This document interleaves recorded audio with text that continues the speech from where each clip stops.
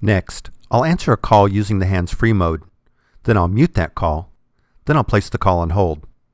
When you have an incoming call, by leaving the handset on hook and pressing the line that is flashing, or the hands-free button, on my phone, this activates the hands-free speaker mode. This was set up in the audio mode menu in the options list.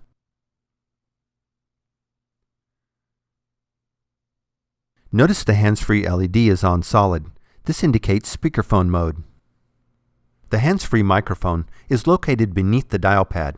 Be careful not to obstruct the microphone, for example with papers or books.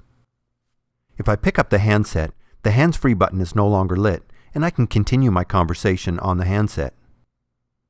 If I press the hands-free button again, the call is switched back to my speakerphone, and I can continue the call and return the handset back to the cradle.